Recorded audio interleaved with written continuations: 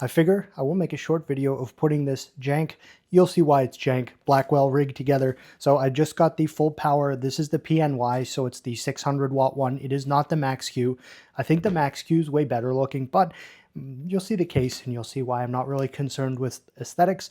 Additionally to that, I do have an old DDR4 i7-12700 motherboard here that is going to be used, at least for now. I think it has like 32 gigs of DDR4, so we'll work around that. And then I got some Seasonic 1300 watt PSU. For now, it should perform sufficiently for the task, but the most exciting thing that I do have to show is the case. So obviously, in a build like this, the case is the most important consideration. You're going to need something that has good airflow and is also big enough to accommodate what is inevitably going to be a pretty beefy PSU, which I do have. Should probably use a box knife for this and not an X-Acto knife. Now this is a case I've had my eye on for quite a long time. I've not found a use case for one. Get it? No.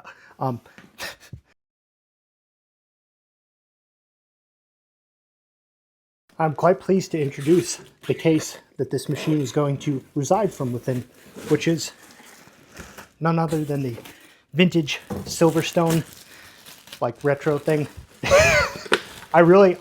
Since the day I saw one of these, I wanted one, but I've had nothing to actually put in one, so I've refrained from buying one because it would just sit in its box. But I'm happy today to finally have something to put in. This thing is sick. This isn't like sponsored or anything. I just went and bought all this myself because I wanted it. But this case is sick. I'm a sucker for retro PCs. So this thing is like, it has the fake floppies and like that's inevitably the power button. Oh. All right, next up, I guess I should put I don't know, we'll see. All right, I'll probably unbox the rest of the stuff and then we'll install everything. I'll do the PSU next because it's boring. This is, of course, the 80 plus titanium. So that means, all right. Ooh. I don't think I've ever seen oh, okay. It's got its own like label. There's a ton of cables in here, which I'm happy to see. I should probably have another camera angle. So I'm going to use my ROG phone for the B-roll. So if it just looks like garbage, that's because this camera is kind of garbage. But the rest of the phone is quite nice. All right, I set up another camera, so it's actually visible because I did want to highlight the nice PSU pouch that this came in. Not seen this before, but I think this is the most expensive PSU I've ever purchased. So if you level up, you also get your PSU in a pouch.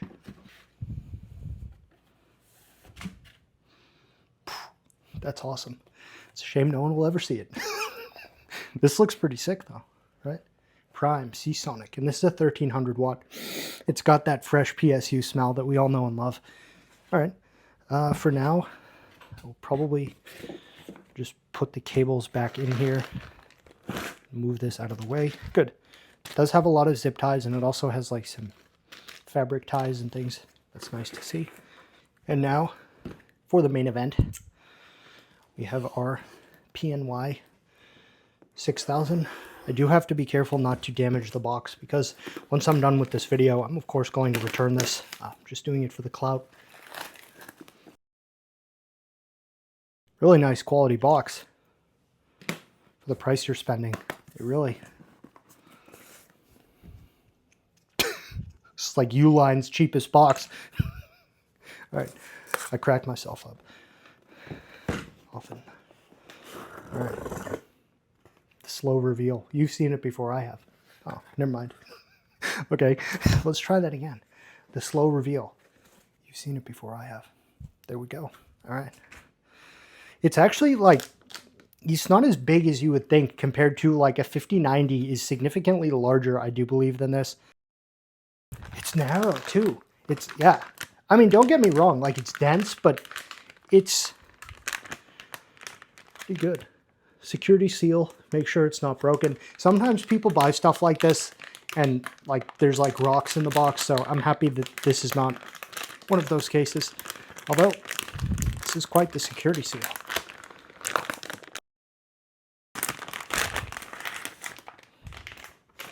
Now, in my humble, non-professional opinion, I would have liked to have had like a cover over the contacts, like you may see on like significantly cheaper Intel cards, like the base model Intel Arc cards have those. But, you know, we do have protection over the labels and things like that. It says NVIDIA on it. I just touched the contacts because I didn't bother to protect them. And this is a 2-fan card. Cool. I mean, cool. Let's just put this to the side for now. But I was pretty eager to unbox it at least. All right. I think the next thing to do is to begin casework. Good. We do have thumb screws. I would hope there's some form of like tool kit in this, or at least screws and stuff. This case is actually kind of expensive comparatively to like the pretty boy cases you get. So it has a GPU bracket and things in it. If I hold it kind of to the side here, you can see. However, I don't really see any actual like additional hardware, so bring your own motherboard screws and everything like that. I guess that's all right. So earlier I was raging out about how this didn't actually have any hardware with it. I'm happy to report I was incorrect, because there is a box of stuff here. Very good. So this doesn't actually have the standoffs for the back screws on this motherboard. I'm going to put those in because I want to eliminate sag, at least with this specific setup. Also, you're probably going to notice I'm like not necessarily the most careful. I've done this a lot, so I'm very comfortable in the annals of a computer, one could say. Now we can properly mount our motherboard, although I'm wondering, I kind of want to pull these because I don't need them and they're just going to inhibit airflow, so I am going to pull these as well. We'll keep this thing kind of stripped out. All right, let's proceed with our motherboard installation.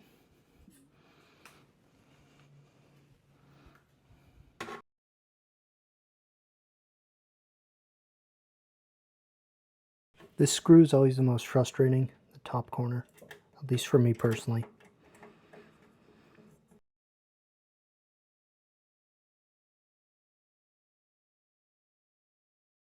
All right, I think next up I'm just going to run the cables that I'm going to need from the motherboard down to the PSU.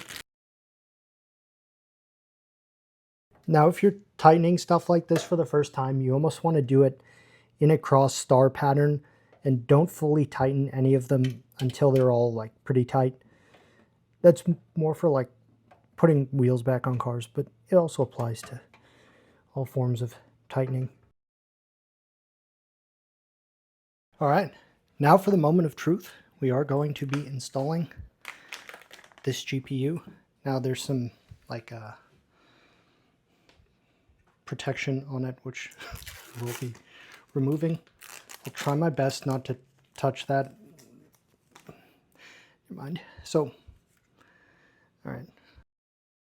Now, I'm always really bad at figuring out which specific things here need to be removed, so I'll try to eyeball it.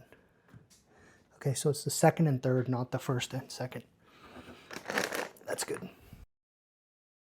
Then our next step is just to install the card, which I find just like in many years of doing this, these things are not as delicate as I think people fear. I mean, I'm not gonna like jam it in, but it's not like super. I've done some jank stuff and I've never broken a card, so I mean, I did also get the warranty for this, but also if I break it doing this, I just won't post this video and I'll be like, hey, it didn't work. I wouldn't do that. All right, perfect. It's in.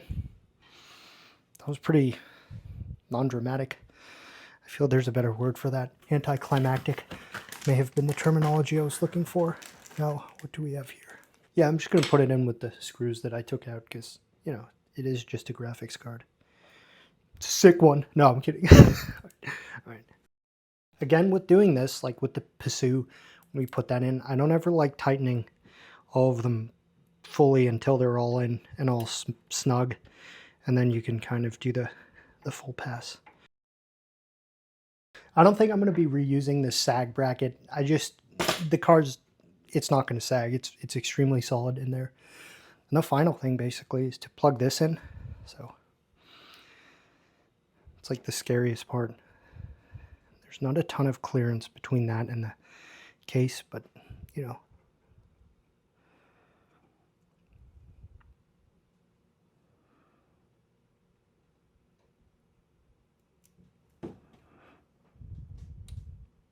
All right. It was pretty, like, not a satisfying click, but was something.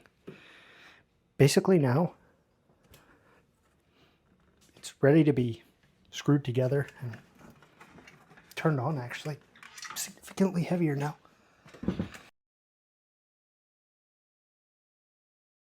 I'll probably leave the side off, at least for the first boot. And maybe I should just verify that the power button is actually properly wired in. Thumbnail material. All right.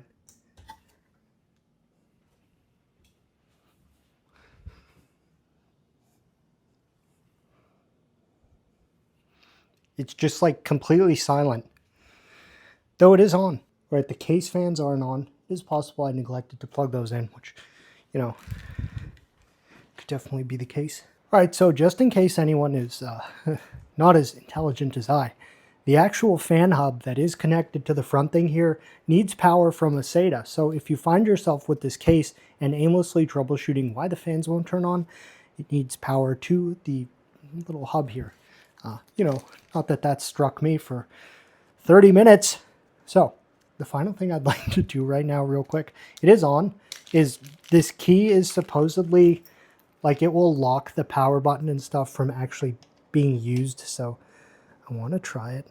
All right. Okay, so it's locked now. So hypothetically, that's cool. So if it's doing a training run or something and you have the key locked, it won't actually respond to any, like, being powered off and stuff. That's really kind of cool. And then if I do it here, it will turn off. But for now, I'm not going to. I do just want to see. So this has a SSD in it from a pre-build, and it should just have Windows 11 on it, which, yeah, I know. But I just want to quickly see and make sure everything's working. Now, I'm going to just plug the HDMI into the motherboard because I'm not going to use this card for video out since it's going to be busy. All right, I'll need to move this to actually set it up properly, not in here. You may also be wondering, like, are you going to put fans and stuff on the top? I will. I do, though, want to get some, like, LED fans to put on the top because I think it'll look cool with, like, LEDs emitting from this case. So I do need to get some. I neglected to earlier. All right, so the build is complete, which is exciting. Now, of course, the next thing is actually to get all the software set up and things like that. And then I have a training run that I want to be running on this. It's a continued pre-train with a Qwen 3 8B on 350 to 500 million tokens of cybersecurity related text that Codex is actually handling. It's currently running on the DGX Spark, but it was going to take like 7.5 days to do the entire run. And on this card, I think it was going to take like 1 to 2. So in the interest of time, I figured, why not? So after a ton of headache and troubleshooting, I realized this was not booting or showing video at all, regardless of whether or not it was plugged into the card or the ports on the motherboard for the display port. Resizable bar needed to be disabled. In this motherboard, it's an MSI Z board for the 12700 Intel CPU. So fortunately now it does have video. I am just using the motherboard port, but the issue was that it would not actually boot or post or anything while the card was plugged in, but the card is now plugged in. So the next step, because this is Windows on this SD card, or NVMe, is to put Ubuntu on it, because, you know.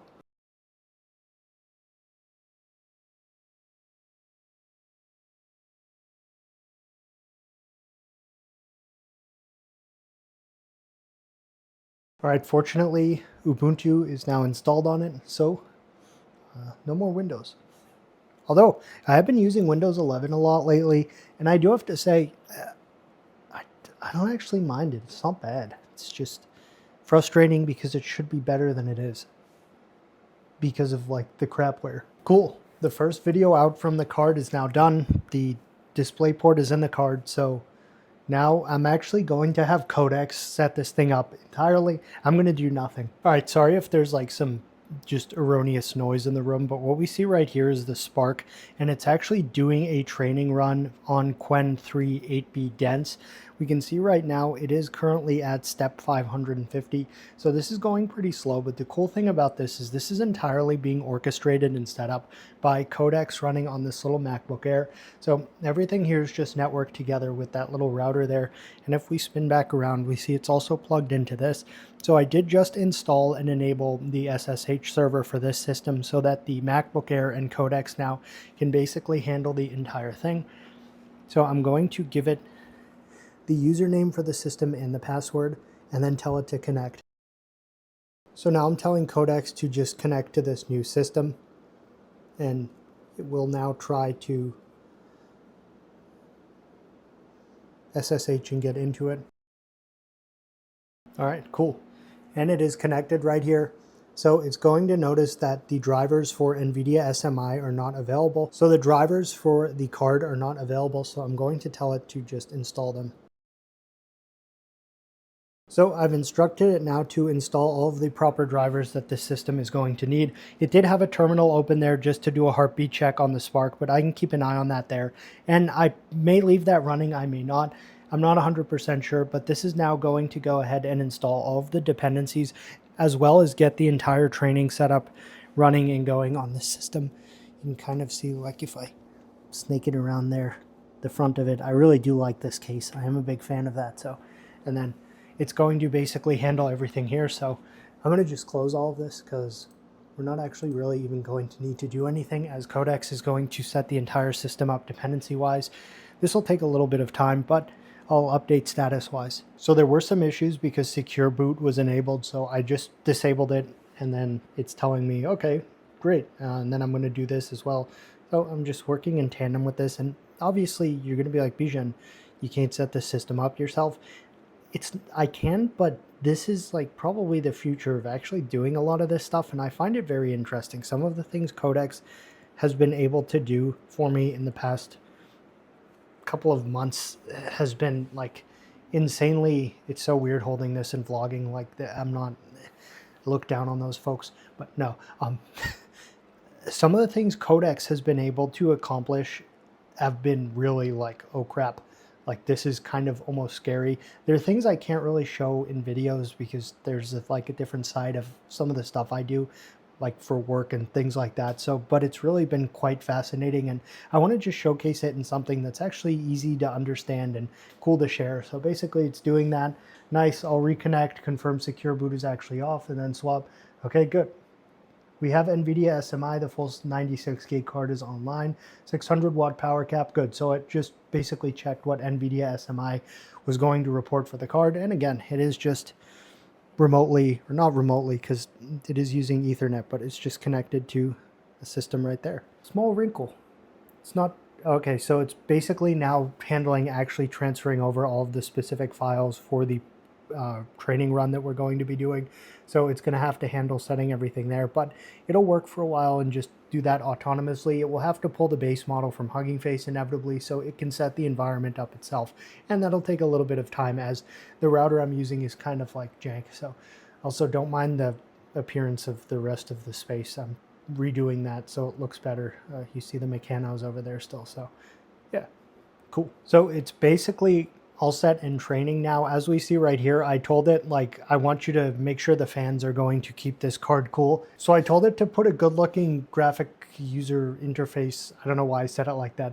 I told it to put a good looking GUI to monitor like the fan things and stuff like that. Right now, it just basically did this. I told it to set it up, and it is. So it made a pretty looking like interface here so we can actually see GPU utilization, power draw, temperature, fan, and it is showing recent loss, tokens seen. So that's actually really cool. It just whipped this together, and I told it to. Now NVTop, gonna just have it kill this real quick and then launch it again. So NVTop shows there just because it's good at that. And then, all right, so that was cool. It saw that it still had that warning thing up for the Intel GPUs. So it said it's gonna dismiss it and then fix it from in there, and it totally did. So basically we have our entire training run here just being shown. Now this is on step 7 of 4,528. It is estimating that it's going to take ETA 33 hours, 10 minutes, and 19 seconds. So I do have the card at full power. I want to make sure that the temperature doesn't get too crazy. I will blast the AC for the entirety of the day. Obviously, this case can be modified a bit to properly cool the card a bit more if I do need to. And then also, it's just cool to see. So that's at step 8 now.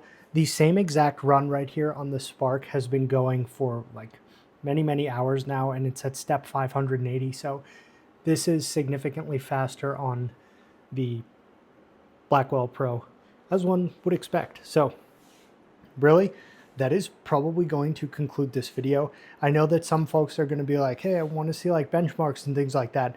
I get that, but I don't have any really like inclination to use this card for inference, so it's only going to be a training setup thing, and I'm very interested to see what happens here. So basically, there's nothing else more to report. I know that may be kind of a lackluster way to leave it off, but it is currently working in training, which is the specific purpose that I wanted this for. So overall, I didn't even really intend to make like a video on setting this up. I used to put like PC build videos for AI stuff on the channel. I haven't done that in quite a while, but I wanted to do this one. I started filming it and it was fun. So, and I also wanted to show how much Codex is actually capable, or forget about just Codex. Like even Claude Code would probably be able to handle this totally fine. So just seeing the way these agents can actually interact and set up computers autonomously, it was even like, okay, it's taking too long to download the weights from Hugging Face, but they are cached on the Spark. So it actually just transferred them from the Spark to the Blackwell machine instead, which was kind of neat. So it's just cool to see how much like the